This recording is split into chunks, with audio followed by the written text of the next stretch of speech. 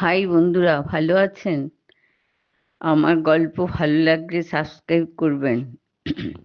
Mister Ajay দে ছেলের মাধ্যমিক result বেরোনোর পর ব্যাঙ্গালোরে সফটওয়্যার ইঞ্জিনিয়ারিং পড়ার জন্য পাঠিয়ে দিল। ছেলে পিনাকি খুব মেধাবী ছেলে, কিন্তু একদম হাসি খুশি না, সবসময় মনমরা। ছোটবেলা থেকেই মাকে ছাড়া মানুষ হয়েছে আয়া পিসির কাছে। আয়া পিসি কমলাকে পিনাকি খুব ভালোবাসে। সেই কবে একদিন সারা রাত মার আর বাবার ঝগড়া শুনেছিল, চুপ করে শুয়ে শুয়ে। মা বলছে, কাল আমি ছেলেকে নিয়ে বাড়ি থেকে চলে যাব। বাবা বলছে, একদম না, যেতে হয় তুমি যাও, আমি ছেলেকে দেব না। পিনাকি কেঁপে কেঁপে উঠছিল, সত্যি যদি মা ওকে না নিয়ে চলে যায়, তাহলে ও কার কাছে থাকবে? বাবা সারাদিন বাড়ি থাকে না, সেই কমলা পিসির কাছে একা একা থাকবে। কমলা পিসি এমনিতে খুব ভালো, শুধু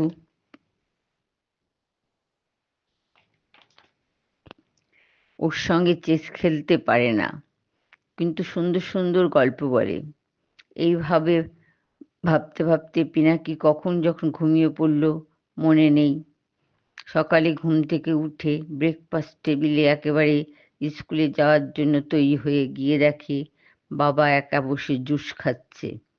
কমলা পিসি খাবার সার্ভ করছে, মা সেখানে নেই। প্রতিদিন মাই খাবার সার্ভ করে। পিনাকি বাবাকে জিজ্ঞেস করলো, মা অফিস চলে গেছে? মিস্টার অযোধ্যে কোনো উত্তর দিল না, শুধু বলল, কমলা পিসি তোমার সব দেখাশোনা করবে, মা আর এখানে থাকবে না। পিনাকি জোরে জোরে কেঁদে উঠল, বলল, আমি মার কাছে যাব এক্ষুনি, আমাকে ছেড়ে দাও। মিস্টার দে খুব রেগে গেলেন, বললেন, পিনাকি, ডোন্ট ক্রাই, তোমার মা আর আসবে না। তুমি মার কাছে গেলে আর এখানে আসতে পারবে না। কি চাও, মার সঙ্গে থাকবে না এখানে? পিনাকি বলে, মার কাছে। রজত পিনাকিকে বলল, সব ছেড়ে দিতে হবে কিন্তু, স্কুল, ব্যাডমিন্টন খেলা, সাঁতার। পিনাকি বলল, ছেড়ে দেব, আমি মার কাছে যাব। রজত খুব রেগে গেল, যা কোনোদিন করেনি। পিনাকি গালে একটা থাপ্পড় মারল, বলল, এখানেই থাকবে। এই বলে অফিসে যাওয়ার জন্য গাড়িতে গিয়ে বসলো। বলল, তাড়াতাড়ি তৈরি হয়ে এসো, আমি অপেক্ষা করছি। পিনাকি এক হাতে চোখের জল মুছল, কিন্তু কিচ্ছু খেলো না। ব্যাগটা কাঁধে নিয়ে গাড়িতে গিয়ে বসলো। রজত বলল, এই তো গুড বয়। পিনাকি উত্তর দিল, না, আমি গুড বয় না, আমাকে মার কাছে নিয়ে চলো। রজত বলে, খেপেছ? তোমার মা একা চলে গেছে, নিজে চাকরি করে খাবে, তোমায় মানুষ করবে কি করে? পয়সা কোথায়? তুমি আমার ছেলে, এরকম ব্যবহার করবে তুমি? মাকে চেনো না? রুমেলা, পিনাকির মা, বড় জেদি মেয়ে, যা বলবে সেটা করে ছাড়বেই। রুমেলার সাথে বেশ কয়েক মাস ধরে রজতের ঝামেলা চলছে। রুমেলা চায় ও স্বাধীনভাবে চলাফেরা করবে, অফিসের বন্ধুদের সাথে যেখানে খুশি যাবে, এমনকি দিন সাত বাইরে থাকবে। ওদের সঙ্গে দু একজন ছেলে বন্ধুও আছে। মিস্টার রজত দে কিছু বলতে পারবে না, কারণ রজত অফিসের কাজে মেয়ে সেক্রেটারি নিয়ে, জলি বোসকে নিয়ে ও 15 দিনের জন্য ব্যাঙ্গালোর, হায়দ্রাবাদে ট্যুর করে আসে। তখন তো রুমেলা কিছু বলে না, কোনো প্রশ্ন করে না, কিন্তু ওর বেলায় একটু এদিক সেদিক হলে মিস্টার রজত জিজ্ঞেস করবে, কোথায় যাচ্ছ, কয়দিনের জন্য যাচ্ছ, সাথে কে কে আছে, ইত্যাদি ইত্যাদি। রুমেলা একেবারে উত্তর দিতে দিতে হাঁপিয়ে যায়। আগে উত্তর দিত, এখন আর উত্তর দেয় না। এক কান দিয়ে ঢোকায়, আরেক কান দিয়ে বার করে দেয়। সেদিন রজত ট্যুরে গেছে 5 দিনের জন্য। সেদিনকে রুমেলা ওর 3 বন্ধু পম্পা, আদ্রিকা আর দেবযানীকে নিয়ে সারাদিনের জন্য বেরিয়েছে। সিনেমা দেখবে, হোটেলে লাঞ্চ ডিনার সেরে একেবারে রাতে বাড়ি ফিরবে। তখন পিনাকি হয়নি। সেদিন হঠাৎ লাঞ্চের সময় দেখলো একটা হোটেলে ওরা বসেছিল লাঞ্চ করার জন্য। রজত আর জলি হাত ধরাধরি করে হোটেলে ঢুকলো, একেবারে কোণের দিকে একটা টেবিলে বসলো। ওর বন্ধুরা কেউ খেয়াল করেনি রুমেলা ঠিক দেখতে পেয়েছিল। সেদিন আর রুমেলা সিনেমায় যায়নি, একদম মাথা যন্ত্রণা করছে বলে সোজা বাড়ি চলে এলো। সেদিন থেকে রুমেলা রজতের জীবন থেকে আস্তে আস্তে দূরে চলে যাচ্ছিল। রজত বুঝতে পারছিল না রুমেলাকে ভালোবেসে বিয়ে করেছে। এখনো ওকে ভালোবাসে, খুব ভালোবাসে রুমেলাকে, কিন্তু রুমেলার কথার জবাব দেয় না। দুবার জিজ্ঞেস করলে একবার বলে। খাবার টেবিলে প্রয়োজন ছাড়া কোনো কথা বলে না। আগে কত উচ্ছ্বাস দেখাতো, আজকে রাত্রে ডিনারে বাটারস্কচ আইসক্রিম করব, এই রকম নানা জিনিস করব বলতো।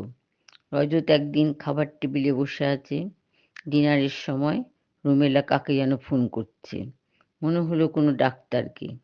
কাল সকালে ওনার নার্সিংহোমে মিট করবে।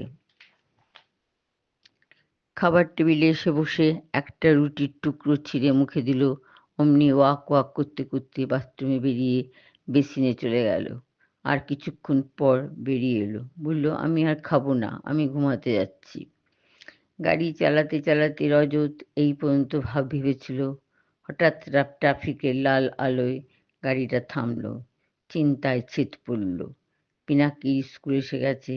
পিনাকি এতক্ষণ গোমরা মুখে বসেছিল, তারপর গাড়ি থেকে যখন নামতে যাবে তখন বলল, বাপি আজ একদিনের জন্য আমি মার কাছে যাব, আর কোনোদিনও যাব না। রজত ওকে আশা দিল, ঠিক আছে, ছুটির পর নিয়ে যাব। পিনাকি স্কুলে ঢুকে গেল। রজত সিগারেট ধরিয়ে গাড়িতে বসে রইল।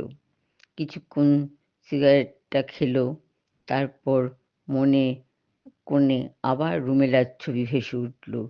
আজ প্রায় 2 মাস রুমেলা বাড়ি ছেড়ে চলে গেছে। কোথায় গেছে কিছুই জানে না। রজত দুদিন অফিসে গিয়েছিল, রিসেপশনিস্ট বলে দিল রুমেলা দি আজ আসেনি। কিন্তু ছুটির পর দেখল রুমেলা একজন অফিসের কলিগের সাথে কথা বলতে বলতে বেরোচ্ছে। কোনো দিকে হুঁশ নেই। এখন রুমেলার মাথায় সিঁদুর পড়ে না। রুমেলা প্রেগনেন্ট ছিল, রজত জানত না। কয়েকদিন পর রুমেলা নিজে রজতকে ডাক্তারের কাছে নিয়ে গেল। ডাক্তার সৌমিন্দ্র বলল, আপনি কিন্তু প্রেগনেন্ট, বেশি গাড়ি নিয়ে ঘোরাফেরা করবেন না, একটু রেস্ট নেবেন। এই পর্যন্ত ভাববার পর রজত গাড়ি চালিয়ে অফিসে পৌঁছালো। কিছুক্ষণ পর ব্যাঙ্গালোর থেকে একটা ফোন এলো।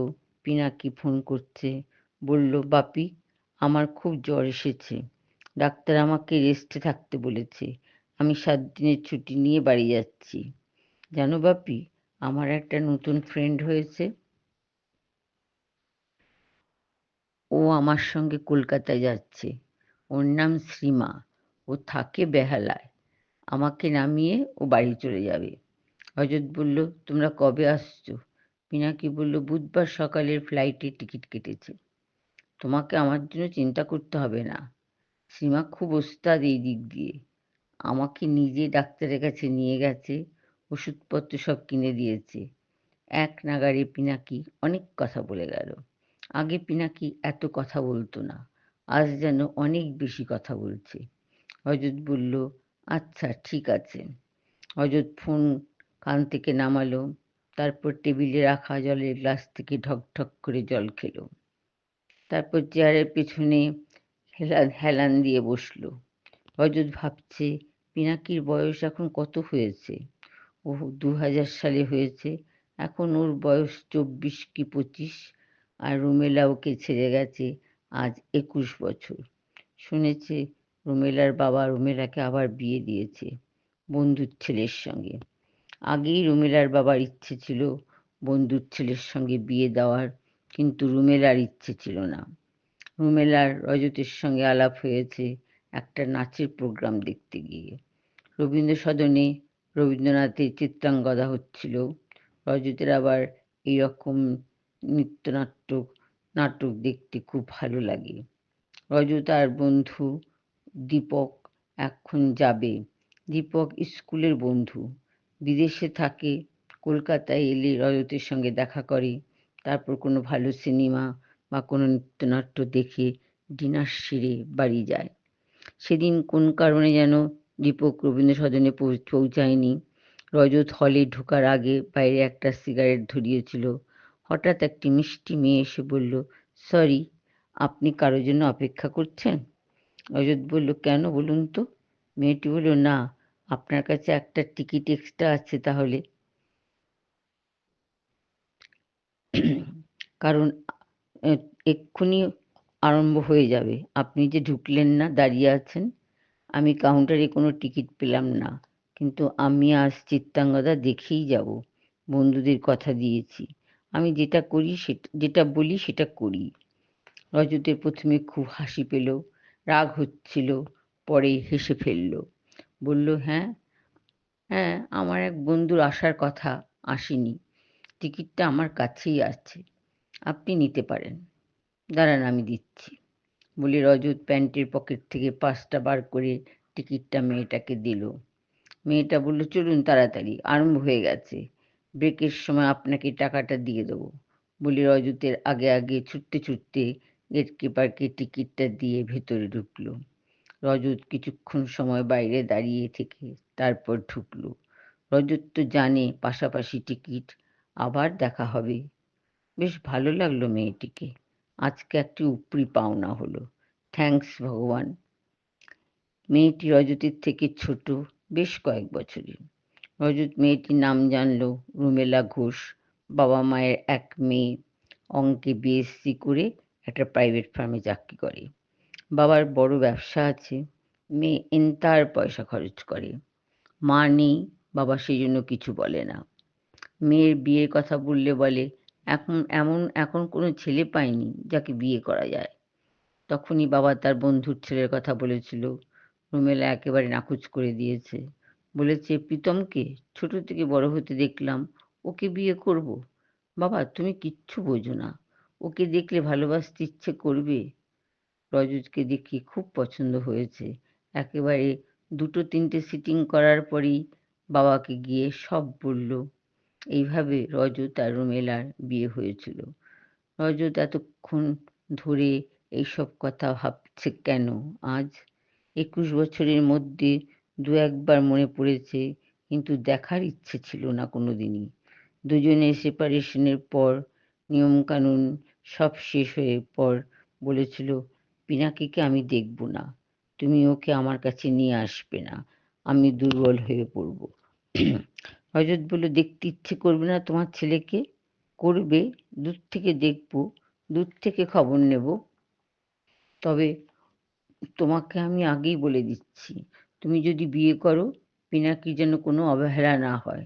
এই শেষ রুমেলার সঙ্গে রজতের কথা বলা। বুধবার দিন পিনাকি আর শ্রীমা ক্যাবে করে বাড়ি এসে পৌঁছালো বেলা 12টার সময়। সেদিন রজত অফিস যায়নি। হঠাৎ শ্রীমাকে দেখে রজতের সেই ছোটবেলায় রুমেলাকে দেখেছিল ওই রকম দেখতে লাগলো। তারপর ভাবলো, না না, তা কি করে হয়? পিনাকি শ্রীমাকে নিয়ে এসে এই যে আমার ফাদার ও মাদার, আমার সব, জড়িয়ে ধরল রজতকে। রজত বলল, ছাড় ছাড়, এত বড় ছেলে, চাকরি করে, এখনো বাবার আদর চাই। সীমা হাসছে। সীমা রজতকে প্রণাম করলো। তারপর খাবার টেবিলে বসে কত গল্প হলো। সীমা খুব খুশি। যাওয়ার সময় বলে গেল, পিনাকি ডান, আমি ডান। পিনাকি হাসতে লাগলো। রজত বলল, কি বললো রে? ও কিছু না, তুমি কোট কথা বুঝবে না। রজত বুঝল, এই মেয়ে সেই যে আমার পুত্রবধূ হবে।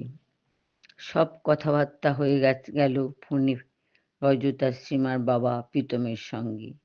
দিন দেখে পিসিমা রজত পিনাকিকে আশীর্বাদ করতে গেল। দিন দেখে সীমাকে রজত আর পিনাকি গেল আশীর্বাদ করতে।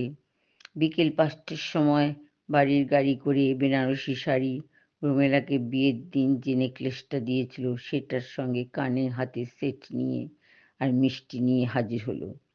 সীমা এতক্ষণ ব্যালকনিতে অপেক্ষা করছিল ওদের আসার জন্য। খুব সেজেছে সীমা, খুব ভালো লাগছে দেখতে। সীমার মাও আজকে খুব সেজেছে। ঘরদোর খুব সুন্দর করে গুছিয়েছে। সীমা আর প্রীতম ওদের নিয়ে নিচের ড্রয়িং রুমে বসালো। সীমার মা কাজের লোককে নিয়ে শরবতের ট্রেন নিয়ে নিচে নামলো। সিঁড়ি থেকে রজতের গলার স্বর শুনে সীমার মা চমকে উঠল।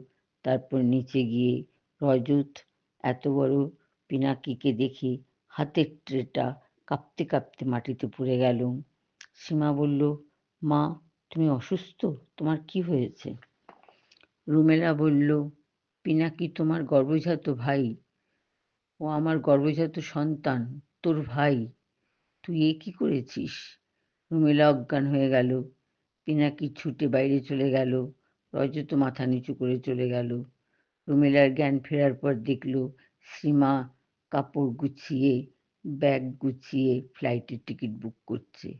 আমার গল্প এখানেই শেষ। পরে আর কোনোদিন রুমেলার সঙ্গে পিনাকির দেখা হয়েছে কিনা আমি জানি না। বন্ধুরা, গল্পটা ভালো লাগলে সাবস্ক্রাইব করবেন, কমেন্ট করবেন, শেয়ার করবেন। আজকাল এত ডিভোর্স হচ্ছে চারিদিকে। ছেলে মেয়েরা একা একা মানুষ হচ্ছে। কোনো বাবা ছেলে মেয়েকে রাখছে, কোনো মা আবার ছেলে মেয়েকে নিয়ে যাচ্ছে।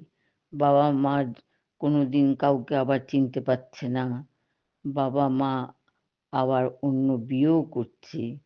তারই পরিণতি এই গল্পটি। ক্ষমা করবেন আমাকে।